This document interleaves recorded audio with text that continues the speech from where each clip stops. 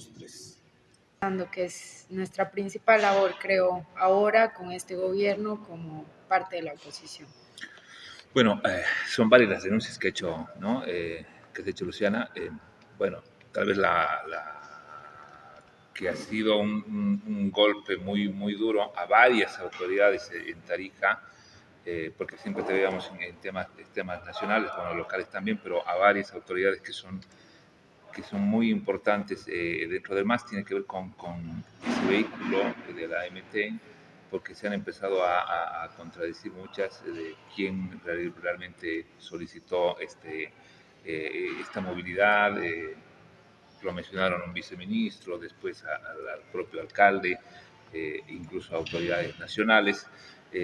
Sobre ese tema, que creo que ya está resuelto, pero queremos recordar que el ciudadano afectado, al que le robaron, bueno, ha pedido que se le restituya ese vehículo, ¿no? Sí, bueno, en realidad nosotros no nos fijamos tanto en el hecho de quién lo ha otorgado, porque esa es una responsabilidad neta del gobierno, así sea el ministro, viceministro, el presidente, es responsabilidad del gobierno, independientemente de qué ministerio haya entregado el vehículo como tal, sino que hemos hecho un seguimiento al vehículo y quién lo usaba, y en este caso lo usaba no solo el señor Williams Guerrero, alcalde de Patcaya, sino también hacía uso del mismo vehículo toda su familia, su esposa, su hija, su yerno, ¿no? Y paraba frecuentemente afuera de la casa del alcalde de Patcaya, que tiene casa en uno de los barrios de nuestro municipio encercado. Entonces eso nos llama poderosamente la atención, más cuando el auto es decomisado por la aduana en enero y una vez presentado al día siguiente existe la orden de devolver el vehículo que tenía placa clonada y que eso lo sabe muy bien sobre todo la aduana porque es quien a través de un intercambio de información con la ANH cruza esto y verifica qué placas son clonadas cuando hay carga de gasolina o combustible en dos departamentos distintos. O sea, este vehículo era de uso particular, ¿no? Prácticamente sí. Aunque estaba asignado a la AMT. a la AMT, a la Asociación de Municipios de Tarija, lo usaba la esposa. Lo usaba la esposa, de hecho cuando es decomisado por la aduana se lo decomisan a un familiar. Tenemos entendido que es la esposa, ahora surge otra denuncia de que ese momento se lo habrían decomisado al yerno, que por cierto, de hecho toda la familia del señor Williams Guerrero, vale la pena, aunque es una denuncia muy distinta, trabaja para el gobierno nacional. La esposa es médica, tiene un ítem con el Ministerio de Salud donde muchos médicos tarijeños no gozan de este privilegio, ella lo tiene desde que su esposo es alcalde de Patcaya. La hija trabaja en la aduana nacional y el yerno trabaja para YPFB Chaco en la exploración de nuestra reserva de Tarquía. Imagínense que el alcalde que debería estar protegiendo la reserva, en este caso pone a familiares suyos a trabajar dentro de la reserva y es una persona de hecho extranjera que no sabemos por qué, cómo, qué requisitos ha solicitado YPFB, si tiene el perfil académico para estar realizando trabajo petrolero. Pero bueno, no hay una prueba de que vinculen a que él haya presionado o haya tráfico de influencias para que trabajen sus familiares. En realidad eso es trabajo de la Fiscalía, hemos hecho la denuncia, está en proceso de investigación, no ha sido rechazada la denuncia, entonces se está investigando, tenemos entendido eso, y será la Fiscalía la que determine si ha sido tráfico de influencias el hecho de que el vehículo se haya devuelto, porque la hija trabaja en la aduana de Tarija, ¿no? Y llama poderosamente la atención que una vez que un vehículo ha sido presentado por la aduana, en menos de un día se ha devuelto a la persona a quien compete, en este caso al alcalde de Patcaya, ¿no? Porque cuando el delito es uso indebido de bienes del Estado también. También placas robadas, a diferencia de los otros vehículos denunciados por mi colega, por ejemplo, Luis Anaya, este vehículo tiene una característica especial y es que era usado con placa clonada, ¿no? Clonada, un auto que tiene similares características, que reside en Oruro, que carga combustible en Oruro y a través de la página de la NH nosotros hemos demostrado que, por ejemplo, los mismos días y en horas similares cargaba gasolina el vehículo aquí, cargaba gasolina el vehículo en Oruro, o sea, algo imposible, ¿no? Entonces también estamos hablando de un vehículo que tiene placa clonada, que es robado en Chile, que ha sido denunciado como robado, que el gobierno lo sabía, el Ministerio de gobierno lo sabía a través de la policía, porque se pasa evidentemente una lista de todos los vehículos robados y que posiblemente podrían estar en nuestro país y que, nosotros estamos esperando que de una vez por todas la Fiscalía determine las responsabilidades de cada actor, en este caso, y se pueda dar las sanciones correspondientes. Ahora, no fue entregado por la aduana, o sea, inicialmente No, fue captado o secuestrado por narcotráfico, ¿no? Dicen que ha sido secuestrado por DIRCABI, que DIRCABI es quien ha otorgado el vehículo a la AMT, pero ahí hay que poner especial atención porque eso abre otra investigación que estamos realizando, y es el tema de los secuestros y decomisos, incautaciones por parte de DIRCABI. Porque, por ejemplo, hemos denunciado un hecho que ha ocurrido en Santa Cruz, donde se decomisa la tierra de unos solleros bolivianos, porque por ese lugar estaban pasando narcotraficantes y han sido pillados dentro del terreno donde se produce la soya de estos empresarios bolivianos, ¿no?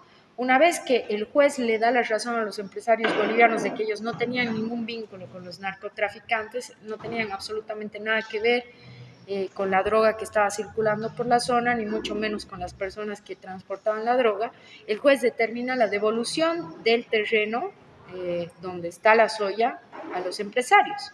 Pero resulta que cuando van a DIRCABI a solicitar la devolución otorgada por un juez, DIRCABI les dice que ese terreno está alquilado a un menonita y que ahora quien se va a beneficiar de toda la producción de soya que ha salido es el menonita. ¿Y a quién le paga el alquiler el menonita? ¿Por qué lo ha alquilado? ¿Cómo? ¿Bajo qué argumento legal? Porque no se puede hacer eso.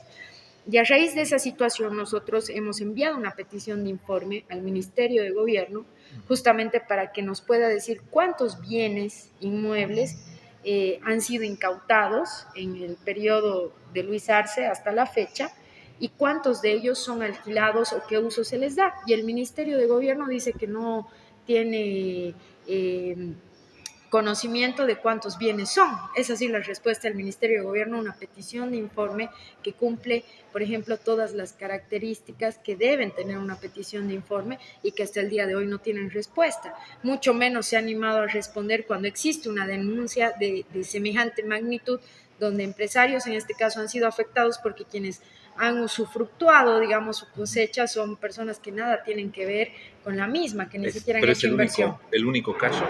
Es el único caso al momento que yo conozco, pero imagínense, o sea, hay que ver qué han hecho con las casas del señor Nayar, por ejemplo, qué van a hacer con las casas del señor Sebastián, que ha sido recién descubierto y que la policía está haciendo una persecución.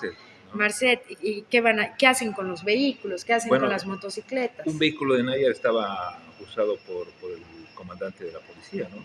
Claro, pero imagínense que es un vehículo de más de 100 que han incautado esa vez, ¿no? Entre vehículos, motocicletas, vehículos para carreras, etcétera, etcétera. Ahora estamos hablando de lo mismo, más de 300 vehículos han sido secuestrados del señor Sebastián Marcet.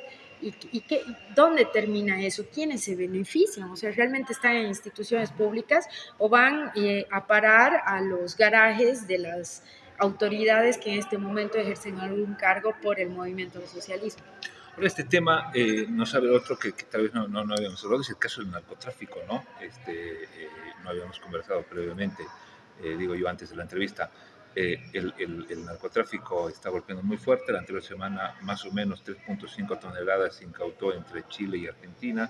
Desde el propio Evo Morales, a pesar de que lo denuncian constantemente por la zona donde él opera, afirman que el narcotráfico ha penetrado al gobierno, que hay una protección. Similar situación ha opinado Carlos Mesa, Tuto Quiroga. Yo pongo especial atención en las cosas que de repente no son denunciadas. Nosotros hemos recibido denuncia de que cuando los militares o policías van a erradicar hoja de coca al Chapare, en realidad lo que están haciendo es el trabajo de chaqueo para que esa gente en el suelo ya chaqueado vuelva a poner hoja de coca. Imagínense, nos muestran una fantasía por televisión, pero la realidad es que solo están chaqueando, o sea, llevan a nuestra fuerza del orden a hacer el trabajo de chaqueo de los productores de hoja de coca ilegal en el país, ¿no? Porque se vuelve a plantar hoja de coca en el mismo lugar donde se realiza la quema.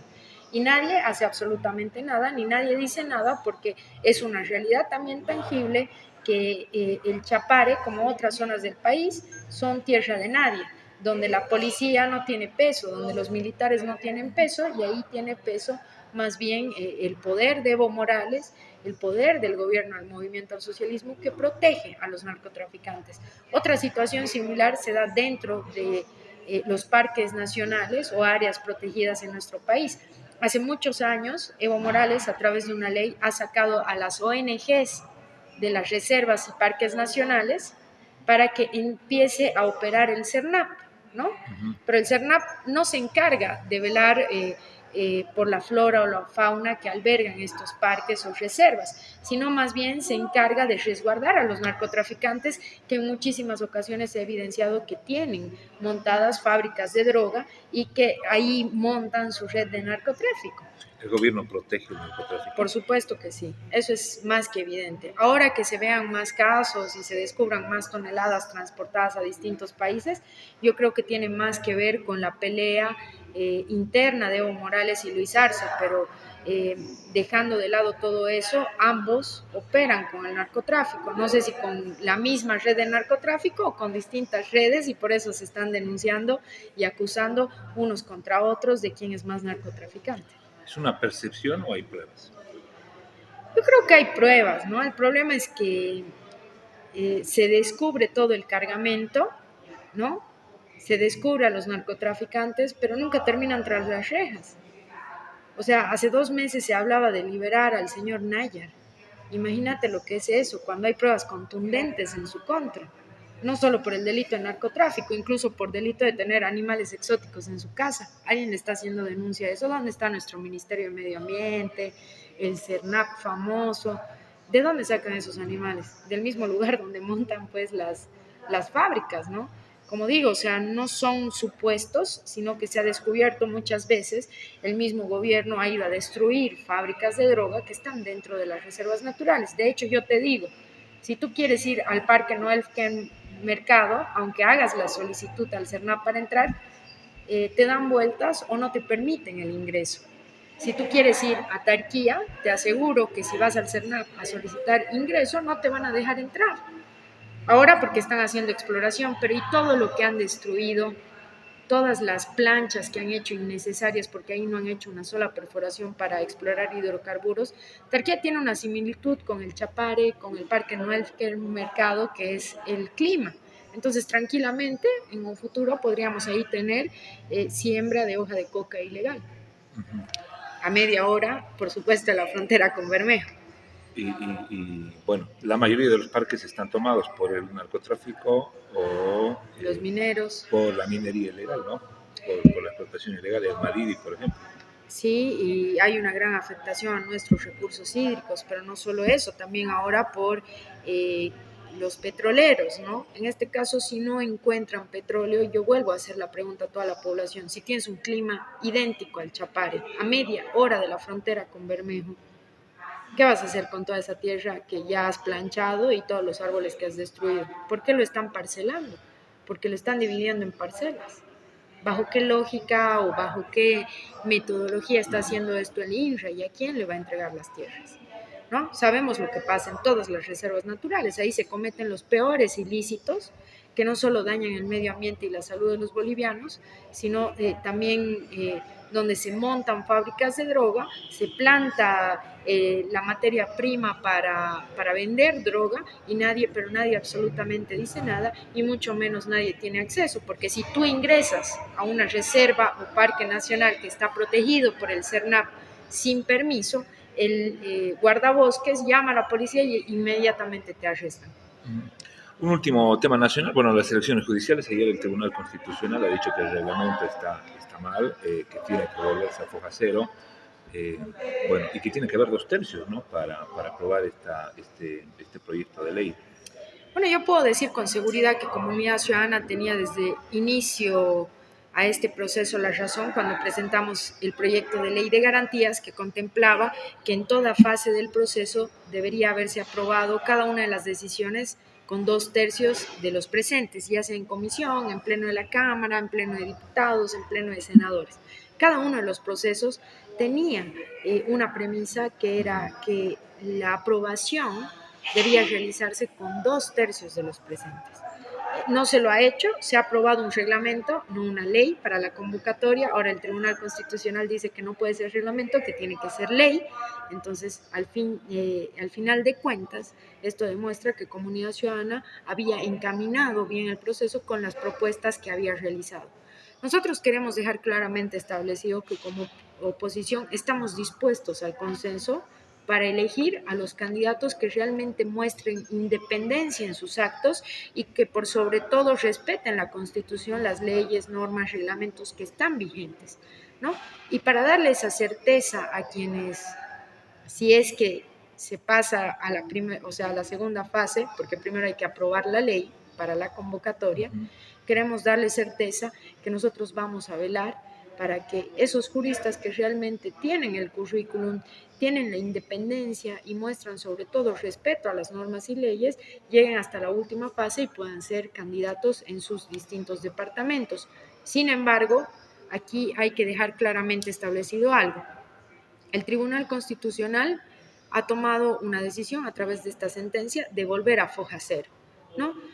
Pero ya existe jurisprudencia también por parte de este mismo Tribunal Constitucional, donde se le amplía el mandato a la presidenta constitucional Yanine Áñez, a los senadores y a los diputados de ese entonces. ¿Por qué voy a este punto? Porque si no existiera un consenso que lo puede generar el movimiento al socialismo, que es un mes, ¿no? Sí, tenemos un mes para aprobar la ley. Pero si no existiera consenso, no se puede aprobar una ley, no se puede velar para que los mejores candidatos sean los postulantes. Entonces, este mismo Tribunal Constitucional, que ya tiene jurisprudencia por lo de Yanine y los diputados y senadores de ese entonces, puede ampliarse su mandato, ¿no? Porque ya existe jurisprudencia. Y recordemos una cosa, el Tribunal Electoral no puede realizar 2 elecciones en un mismo año. Para el año no solo tenemos el censo de población y vivienda, que si bien no es una elección, sí tenemos las elecciones primarias de los partidos políticos. Entonces, para el año no se va a poder realizar las elecciones judiciales. Por eso, el próximo tampoco. Correcto. El próximo no se puede porque tenemos las elecciones nacionales y el 2026 tampoco porque tenemos las elecciones subnacionales. Estamos hablando de que este propio Tribunal Constitucional podría ampliarse su mandato, no solo del constitucional, sino del judicial, del Consejo de la Magistratura. Del Consejo de la Magistratura, del agroambiental, hasta el 2027. Entonces, pero eso no es saludable, ¿no? No es saludable, pero lastimosamente existe jurisprudencia. Entonces, es una vía por la cual podría optar el movimiento al socialismo. ¿Quién es el responsable de que este reglamento haya sido tan inviable? Porque, bueno, había requisitos como de no emitir criterios en los últimos 6 meses sobre el tema judicial, no sé. Esta es responsabilidad neta de Iván Lima, que ha mostrado que tiene una amplia coordinación con el Poder Judicial en nuestro país y que prácticamente obedecen a las órdenes que él da. De hecho, también la acción constitucional interpuesta, aunque parezca por un diputado de oposición, ha sido pues redactado, retardado y todo trabajado con el señor Iván Lima. Bueno, y entonces Evo Morales, coinciden con Evo Morales en decir que es el gobierno que quiere o que no quiere las elecciones judiciales. No coincidimos con Evo Morales porque él no ve con buenos ojos esta sentencia constitucional, ¿no? Nosotros queremos y estamos predispuestos a sentarnos a un diálogo con la gente del movimiento al socialismo, ¿no? No estoy diciendo que vamos a pactar como oposición, pero es necesario debatir muchas cosas para llevar adelante este proceso. Tiene que haber 2/3 eleccionario. Sí, Entonces, estamos mostrando nuestra predisposición. Si esto se trunca, es responsabilidad del MAS, porque al fin y al cabo, la finalidad de ambos, o sea, en conjunto del MAS, pero de ambos, tanto de Luis Arce como de Evo, es quien maneja la justicia en este país, porque han visto que es la fórmula de someter al pueblo y de cometer los delitos que cometen, como por ejemplo el fraude del 2019, sin que exista una sanción para quienes llevan adelante estos delitos.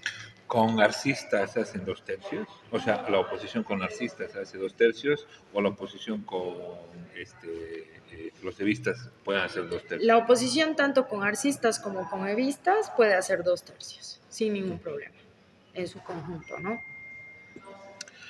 Bueno, ¿qué pasó con para finalizar, qué pasó con la directora de aeronáutica, perdón, civil, que echó a un bombero, ¿no? A un bombero tarijeño del aeropuerto, un cargo tan importante por no asistir a un congreso? En realidad todo esto inicia cuando empezamos a denunciar los actos violentos que se realizaban dentro del aeropuerto en contra de personajes de oposición. Pasó con Luis Fernando Camacho, pasó con Samuel Doria Medina y pasó con Carlos Mesa.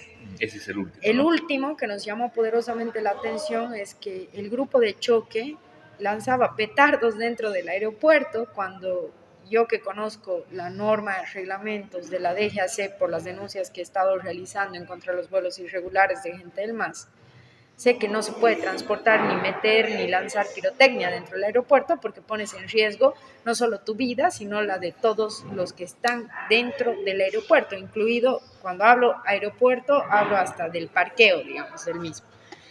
Entonces, cuando tanto la policía como bomberos no hicieron nada por esta situación de los petardos, nosotros incluso buscamos en el basurero y descubrimos todos los petardos que lanzaron, eh, surge la interrogante de quién maneja y por qué hay tanta protección a la persona que realiza todos estos altercados dentro del aeropuerto, porque la señora Dayana Maldonado, la jefa regional, es también quien convoca a los grupos de choque a atacar, porque ella, así como BOA tiene acceso a la lista de pasajeros, también la tiene ella todos los días. Entonces ella sabe quién entra y quién sale del departamento, ¿no? Eso es totalmente peligroso, darle a una persona que es de profesión azafata y que no tiene el más mínimo conocimiento de lo que debe realizar un director de la DGAC, y no la discrimino por si acaso por su profesión, sino que para un cargo tan importante se requiere una profesión pues con estudios técnicos, ¿no?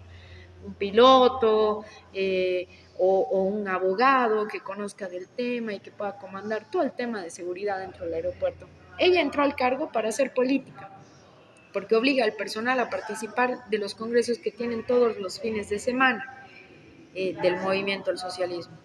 Los obliga a participar ya sea en su horario laboral o en su día libre, ¿no? Y hay Ya chantajes. dejan Claro, trabajo. dejan el trabajo. Hay chantajes, hay extorsión. A veces vos vas a querer tomar un vuelo y hay dos personas que están atendiendo, que tienen que atender en la ventanilla de BOA y que tienen que atender también cuando ingresas a sala de pre-embarque. Son solo dos personas los fines de semana.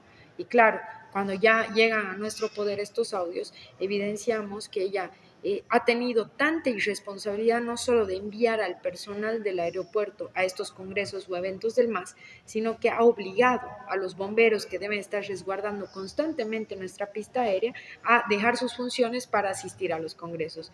Y cuando hubo bomberos que se rehusaron a este hecho, ya sea porque estaban de día libre o porque estaban cumpliendo sus funciones dentro del aeropuerto, fueron inmediatamente despedidos.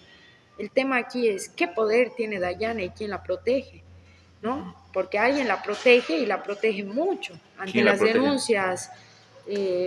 Tenemos entendido que ella está muy vinculada al Ministerio de Obras Públicas, tiene una gran relación, por así decirlo, con el ministro Montaño y también con algunos senadores, ¿no?, del movimiento al socialismo. Entonces, el tema aquí está en que se ha puesto en riesgo en muchísimas ocasiones, no una, no dos, muchas ocasiones, la integridad de los pasajeros y las personas que trabajan dentro del aeropuerto, incluso las familias de los pasajeros que van a recibir o despedir, ¿no?, a quienes viajan. Y, y aquí hay muchos delitos, porque no solo hemos recibido esa denuncia, sino que también Dayana Maldonado hace cobros irregulares por los cursos APSEC. Estos cursos se realizan cuando el aeropuerto requiere nuevo personal. No son, o sea, no se realizan una vez al año o dos veces al año, sino solamente cuando se requiere personal. Esto ocurre cada 3, 4 años.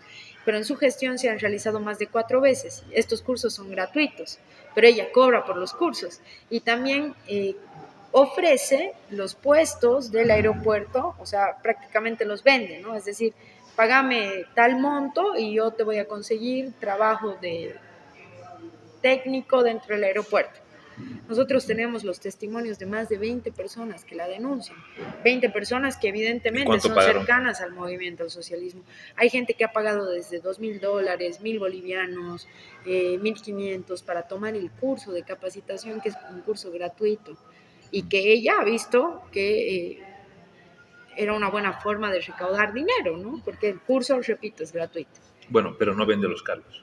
También ha vendido cargos, ha ofrecido cargos a personas por $2,000. Hay personas que han pagado esos $2,000 y que hasta el momento no han tenido cargo. De hecho, no les contesta el celular la señora Dayana, etcétera, etcétera.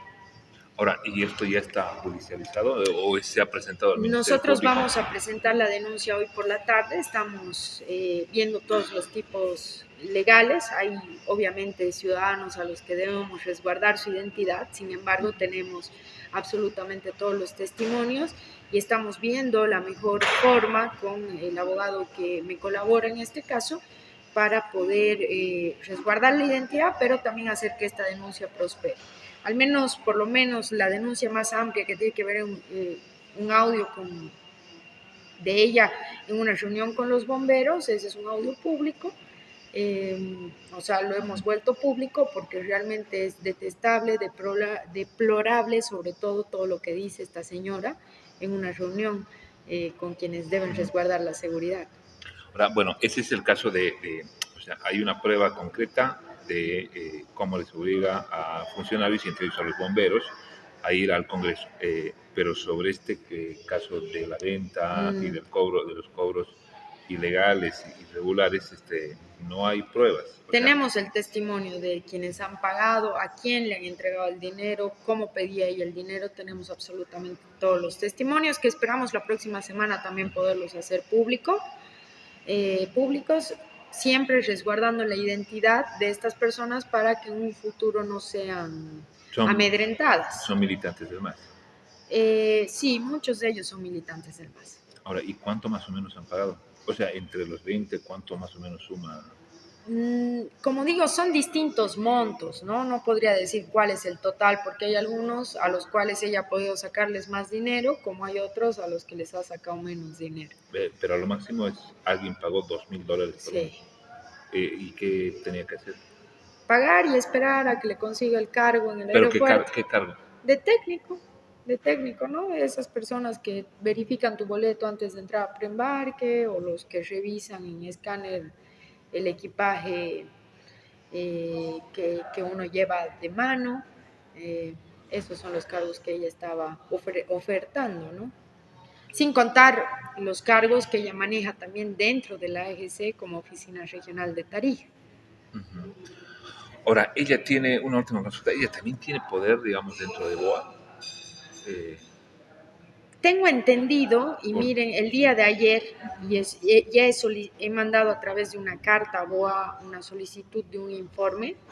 El día de ayer me llega la denuncia de que el día domingo estaba retornando a La Paz un ministro de Tarija a La Paz. Usted sabe que los ministros viajan siempre con su edecán y el edecán siempre lleva un arma. Estos deben seguir... Hay un protocolo. Hay un protocolo para decir tal persona está viajando con tal arma, que está registrada, nombre, hay un protocolo. Dayana dio la orden de que el edecán ingrese directamente por sala VIP sin seguir el protocolo. O sea, no dejó en la caja, porque se tiene que dejar en la caja. Hizo pasar directamente a esta persona por la sala VIP. Y cuando no se sigue el protocolo, el avión de BOA puede ser incautado, investigado, porque hay una persona pues que tiene un arma adentro y que no ha seguido el protocolo.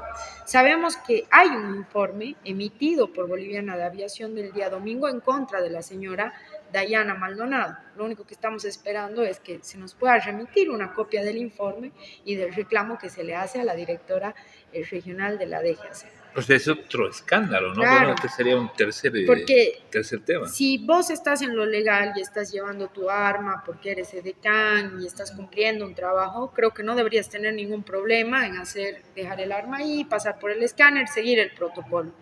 Pero aquí hay algo más, por lo que han hecho que este señor tenga la preferencia de pasar por la sala VIP sin seguir el protocolo. Uh-huh. ¿Y edecán de qué ministro?